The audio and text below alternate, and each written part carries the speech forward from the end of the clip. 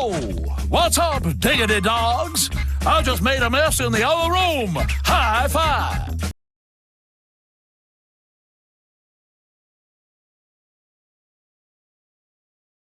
You're watching Fugitive Red-Eye, and welcome to another episode of Random Thoughts. Today we'll be doing another Dragon Ball video, and I thought I'd be talking about what every Dragon Ball series has to offer. Now, as you know, my views on ranking the Dragon Ball series are not exactly traditional. They're actually kind of controversial. As I've said multiple times, my favorite Dragon Ball series is the original Dragon Ball, and what the original Dragon Ball has to offer is, it flows the best story-wise. So what I mean by that is, with Dragon Ball Z, for instance, you separate it out into sagas in your head, right?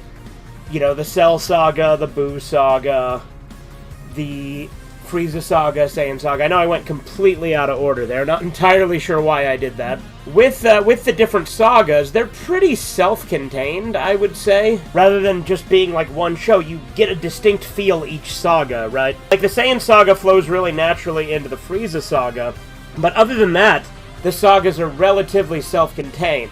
There are sagas in original Dragon Ball, but even with that, it flows a lot more naturally. Like, it's a little bit harder to say, like, each saga is just, like, its own distinct saga. Like, there are distinct sagas, don't get me wrong, but the original Dragon Ball actually feels more like one series, where it just flows neatly into the next one.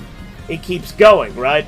Like, each saga of Dragon Ball feels like a next season of the same show, continuing off where the other one left off, whereas Dragon Ball Z, you know, there is obviously continuity, and there's crossover and stuff, but largely, the sagas themselves are relatively self-contained and focus primarily on the villains of those individual sagas, whereas Dragon Ball, you really do get a sense of flow as it goes from one to the next. Not to mention, obviously, Dragon Ball is a great sense of adventure, hence why it's my favorite. I prefer the adventure over just the action.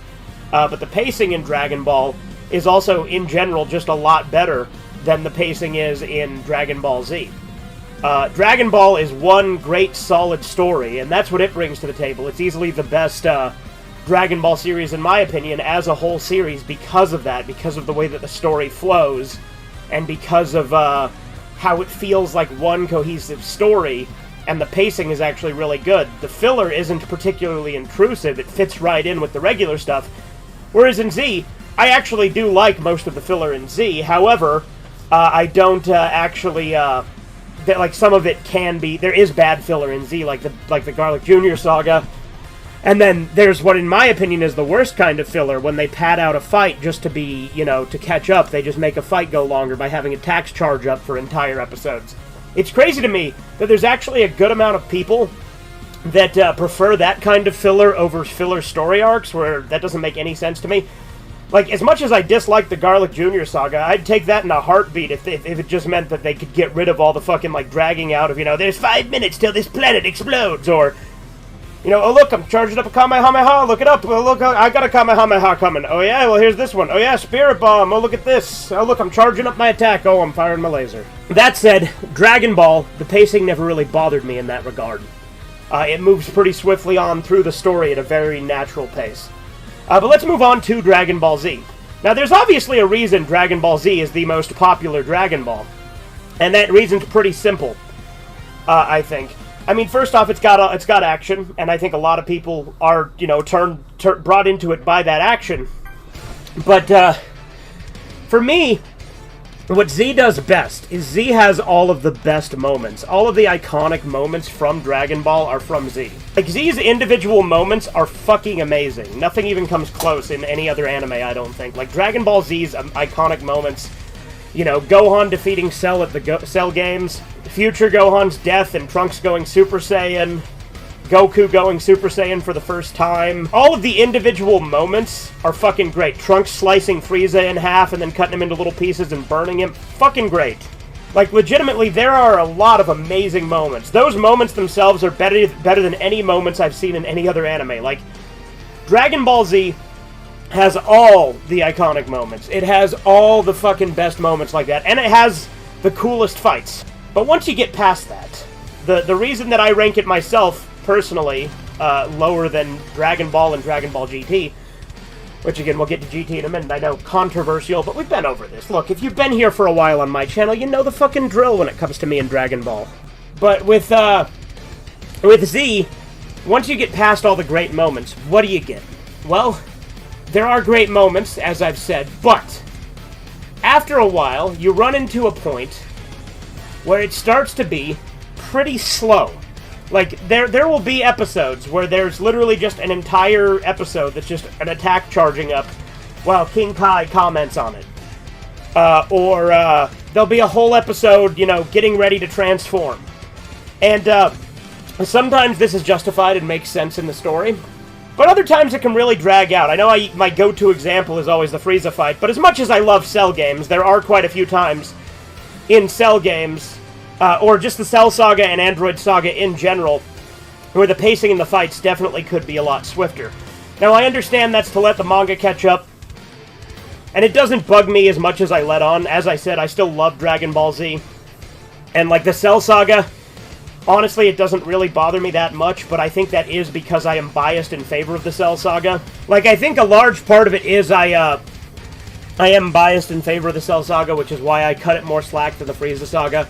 But the Frieza Saga is definitely where I feel it the most, hence why it is my go-to example, you know, the whole, 5 minutes till this planet explodes, and then it goes on for 19 episodes. I know I use that example, like, a lot, but it is incredibly frustrating. But that said, that is a large problem I have with Dragon Ball Z, is the pacing with that. With a lot of fights, we'll have entire episodes where virtually nothing happens and the characters are just monologuing back and forth or charging up an attack. And again, there are examples where this actually works to great effect, but there are other episodes where it's clearly done just to wait until the manga gets caught up, or wait until the manga gets a little bit more ahead. That said, I do like all of the Z filler. Well, not all of it. Like I said, I don't like Garlic Jr., and I don't like the kind I was just describing, but I do like a lot of the Z filler, I should say. Like, I love the Otherworld tournament. I love the stuff with Mercenary Tao coming back as a cyborg. I love all the bonding with Piccolo and Gohan in the Saiyan Saga that was largely filler. There's a lot of great filler in Z. I love Fake Namek and the Frieza refugees. So, overall, I'm very much in favor of the good filler. But, you know, the dragged-out fights can be frustrating. But that said, what Z brings to the table, obviously, is iconic moments and good fights. So, obviously, there's a reason it's the most popular. But I think another reason that I don't put it quite as popular, and I touched on this with talking about Dragon Ball, is that Z is more just action and no real sense of adventure. There is little elements of adventure here and there sprinkled in from time to time, but we never get back to the level we were in, say, like the Pilaf Saga, where they're just going on an adventure to find the Dragon Balls. Like, I like me some adventure. I'm a sucker for it. That's very much a personal taste thing, I think, is I fucking love adventure. But, Dragon Ball Z has very little adventure. There's a little bit here and there, but, it's mostly action. And the action is great. And it makes for great iconic moments that I watch over and over and over again. Like, I watch Goku going Super Saiyan... I watch Gohan going Super Saiyan 2 for the first time all the time. Like, I watch that scene, like, a lot. But, nevertheless, the moments, are what stand out, rather than just the series arcs flowing as a whole. Each saga is distinct and great in its own way, but there is that. Now let's move on to the next series, Dragon Ball Kai, or Dragon Ball Z Kai. What does this bring to the table? Well, this is a condensed sort of Z. I actually think that there is a good aspect to it existing, obviously, because you can watch it without those dragged-out fights, or at least a severely toned-down version of them, where it makes it so that the fight's pacing is a hell of a lot better. That said, even though I say that, I would still rather watch Z than Kai for two main reasons. One, I actually like most of the filler, and two, the soundtrack. The Bruce Falconer soundtrack, for me, is the definitive way to watch Dragon Ball Z. And also, I don't like the voice cast in Kai as much, largely. Like, I mean, a lot of them are the same people, and there are actually some performances I think are better. For instance, I think Frieza has a better voice in Kai, and I think some of Goku's delivery, even though both are Sean Shamel, I think it's better in Kai than it is in Z. But Vegeta, I think, is better in Z, and most of them, I think, is better in Z. And, like, with Bulma, I fucking hate Bulma's Kai voice. Like, Monica Rial's Bulma sucks. I've never understood the decision to make that the case, but, it is what it is. Alright, so Kai, it is basically just Z, but like, you know, condensed. So there's probably not, for most people, a point to watching both. I do plan to watch Kai myself at some point. I've never actually sat through and watched all of Kai, I've just seen bits and pieces of it here and there. And again, I think it serves a good purpose in bringing a condensed version with removing some of the worst pacing, and also fixing some inconsistencies with the manga and trying to make a more accurate adaptation for the most part, I think is good, and fixing like some coloration inconsistencies and stuff like that, like with Vegeta, for instance. When Vegeta was introduced, he had that red and green armor, red hair and green armor in Episode 2 of Dragon Ball Z, whereas in Kai, they fixed it so he has the proper armor and hair color. But anyway, that's what Kai brings to the table, is Z, but more condensed, and, you know, remastered. Alright, now let's talk about Dragon Ball GT. Now, Dragon Ball GT, I've said multiple times, I rank higher than Z, which is, again, hella controversial. But I fucking love GT. I love that it brings back the adventure, like the Black Star Dragon Ball arc. Honestly, to me, I think I like it. I think I did actually rank it higher than the Pilaf arc. Which is pretty crazy to think about, because the Pilaf arc is great. The Black Star Dragon Ball saga, which for some reason is hated by a lot of the fan base, I love because it takes it back to Dragon Ball, and it's just, once again, a quest for the Dragon Balls. But this time, with a sci-fi edge to it, going across the galaxy to find the Dragon Balls. I thought that was fucking great. Like, honestly, I think it's crazy that, like, it gets so much hate, because the Black Star Dragon Ball saga is very, very Dragon Ball. Now, in addition to that, it does bring back, it does still have the fights that Z would have, right, to an extent, right, because we get the Baby Saga, the Super 17 Saga, and the Shadow Dragon Saga, all of which are really cool, and have way better pacing than the fights in Z, because there's only 64 episodes of GT, as opposed to Z's 293 and Original's 152. GT is the shortest series, so even though it is a lot of action as well, the action, I think, is a lot better paced, simply because there's a lot less episodes, so it actually has to just do it, and they weren't adapting from a manga, so they didn't have to pad it out with filler.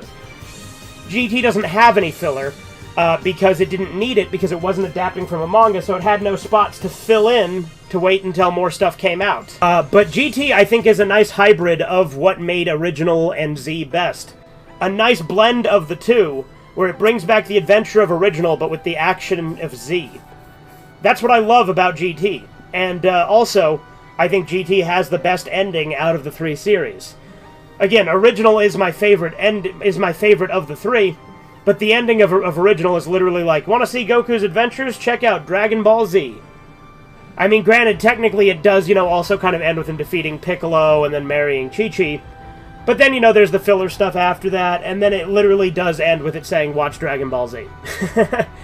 And then Z has that ending where he leaves with Oob, which, you know, is not great. I don't hate it as much as I used to, but I do still have my problems with it. But let's talk about the final and current Dragon Ball series, Dragon Ball Super. Now, I still count Dragon Ball Z, Battle of Gods, and Resurrection F as Super, because they were the start of Super. You know, Super was based on those, the first two arcs of Super, readapted those, but with filler added in. What is my thoughts on Super? So Super, I largely hate, as you probably know. I don't like a lot of what Super has to offer. The actual show of Super, I have a lot of problems with. And even the one arc that I kind of like, I have pretty massive problems with, that make it very difficult to actually like said arc. So, that said, the actual show of Super has a few moments I like. Has a couple of little things here and there, but I largely just fucking hate Super. But what Super does bring to the table and what it does best is theatrical movies. As you may know, if you've seen my Dragon Ball movies video, which, by the way, is hella outdated, I need to do another top 10. But I ranked my three favorite movies, right, as the three TV specials, right? Bardock, the Father of Goku, History of Trunks, and Dragon Ball GT: A Hero's Legacy. But with Dragon Ball, but with theatrical movies, I ranked them very, like. But other than those TV specials, when it comes to theatrical movies, I think Super actually is the best at this. the best theatrical movies, I think, are Superhero, Super Broly, and Battle of Gods is up there, too. Like, Dragon Ball Super does a way better job at theatrical films. Again, if we count TV specials, those are still my favorite. Another theatrical film I do love is The Path to Power, which was made during GT, but was made of original series, but it was done by the GT team. But anyway, point I'm making is, Dragon Ball Super, actually, largely, I love all of the theatrical movies. Whereas Dragon Ball Z, I like most of them.